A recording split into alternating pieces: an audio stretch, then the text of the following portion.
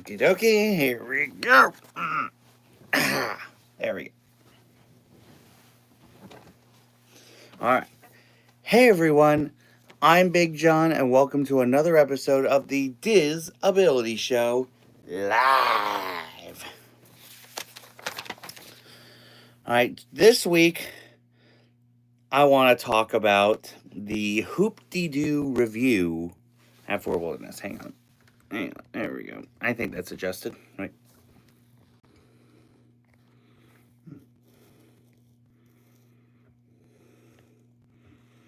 All right, the Hoop-Dee-Doo review at Fort Wilderness. It is one of our favorite things to do at Disney, but it wasn't always one of my favorites.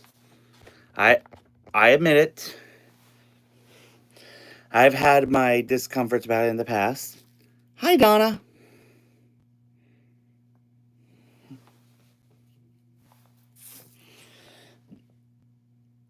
When I was a kid, we went and sat in the front row and wasn't very happy. Yeah, I may have shed a tear or two. And it was one of those early stages when we found out, might have been the first clue that I am autistic. But nowadays, I like it because it's a lot easier for me to watch from the balcony. And I get to interact with a couple of the Pioneer Hall players from up there, and I get a good view of the show no matter which side I'm on, whether the left or the right, or right near the stage lighting. It's very good. So if you're ever going to the Hoop-Dee-Doo review and don't want to sit too close to the stage, I totally recommend the balcony. So anyway, that's my tip. As always, if you have any questions on how to do Disney for people with disabilities, let me know in the chat if you're watching this live, or in the comments if you're watching this later, and I'll make sure it gets into a future episode. And now it's time for this week's Top 5. So, Disney's California Adventure is such a beautiful park, and it has some of the best lands in any Disney theme park. So this week, we're going to cover my top 5 lands at Disney's California Adventure. Number 5, Grizzly Peak Airfield. Now this land is where you'll find Soarin'. And it's a part of the Golden State area. And it's beautiful. I mean, it resembles an airport hangar for Soarin'. And of course, also the Smoke Jumpers Barbecue, which has some good food there. It's more like a land within a land, but I like to think of it as a land. You know what I mean?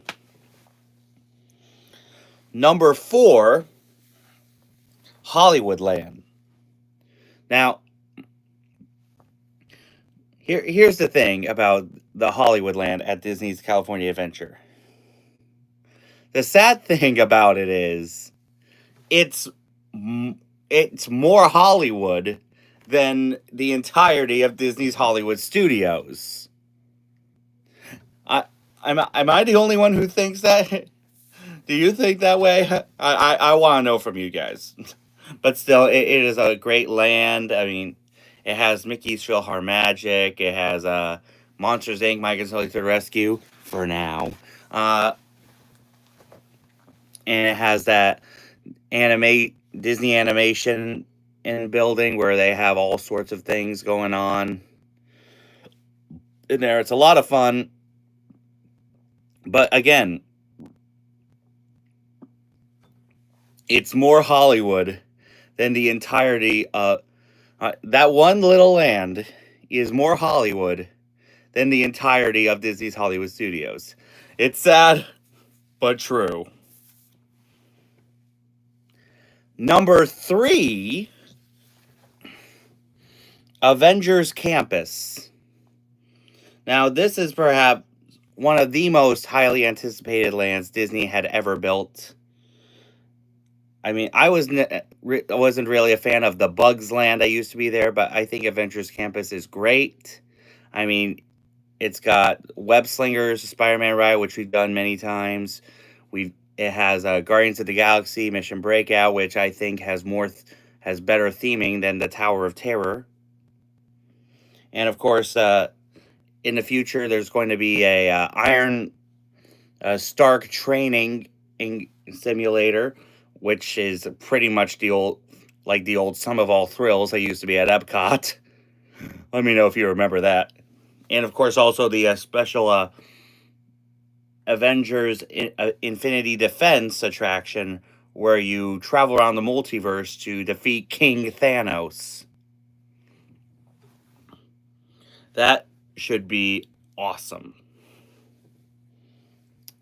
Number 2, Buena Vista Street. Now, this is the main street of Disney's California Adventure, and it became the new entrance when it opened in 2012, and I love it because it shows exactly what Los Angeles looked and felt like when Walt Disney first stepped off the train into Los Angeles for the very first time.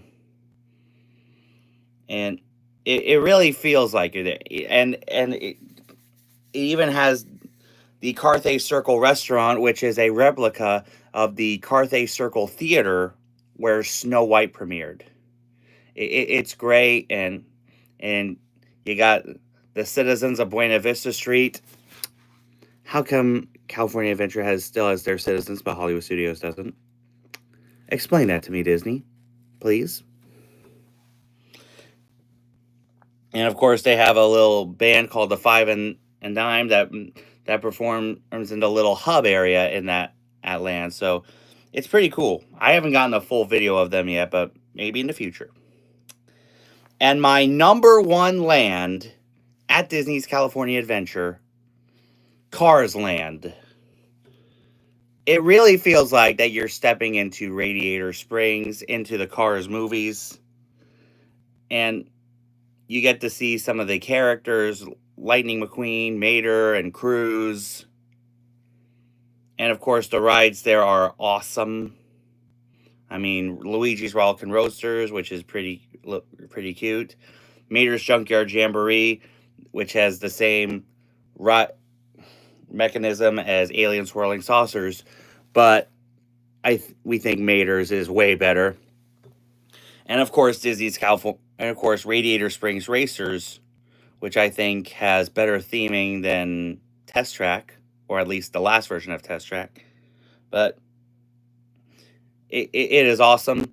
I am glad that the Magic Kingdom will be getting a Cars section of Frontierland, which promises to be a lot different than the land at California Adventure.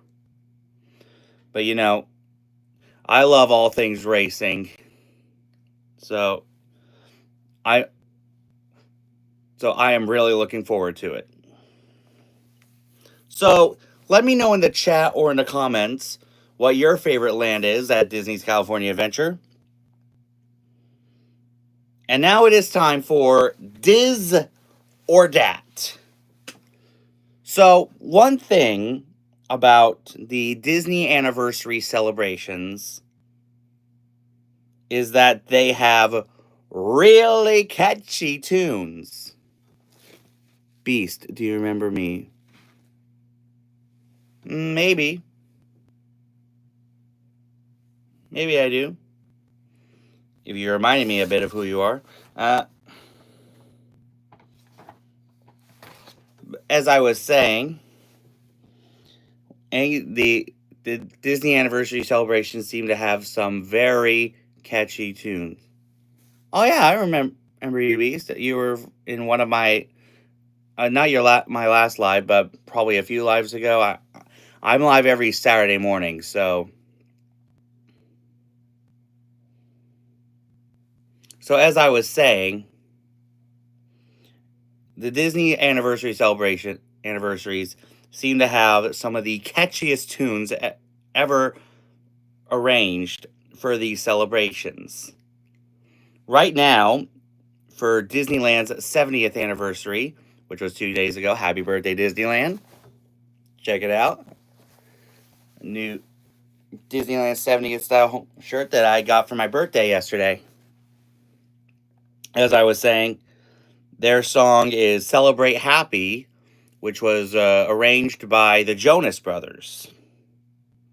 And back during the 50th anniversary of Walt Disney World, we had The Magic is Calling, which I'm pretty sure Disney composed themselves, and to this day, one of the best songs they've ever arranged. So let me know in the chat or in the comments which song you prefer. Diz, Celebrate Happy, or Dat, The Magic is Calling. And now it's trivia time.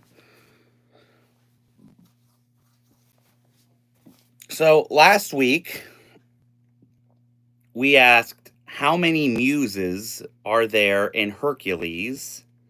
The correct answer was 5. Congratulations if you knew the answer. And now here is this week's trivia time question. What is the name of Prince Eric's dog in The Little Mermaid?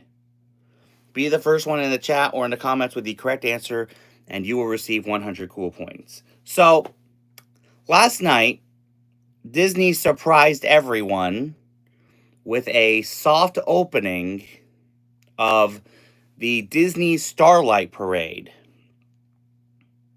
which, as you know, is the new nighttime parade that will be officially debuting tomorrow night. And I haven't seen videos of it yet, but I am really excited for it because it is Disney's first nighttime parade in 9 years. Last time the Magic Kingdom had a nighttime parade, it was the Main Street Electrical Parade, which I still haven't seen, which is sad. But I've seen concepts of the parade, and they're even making the train a live character.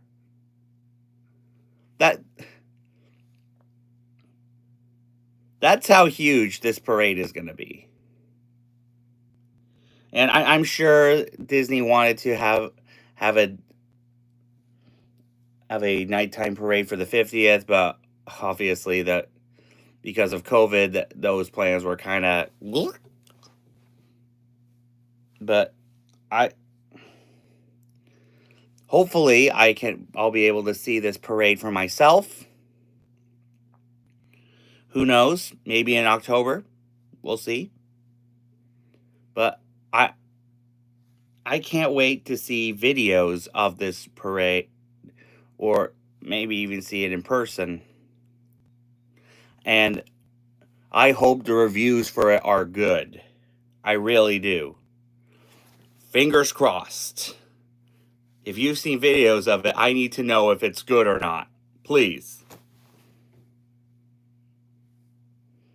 So anyway, that's our show. As I said, if you have any questions on how to do Disney for people with disabilities, let me know in the chat if you're watching this live, or in the comments if you're watching this later, and I'll make sure it gets into a future episode for this week's shout-outs. Make sure you guys check out Matt and Goo over at Goo to You.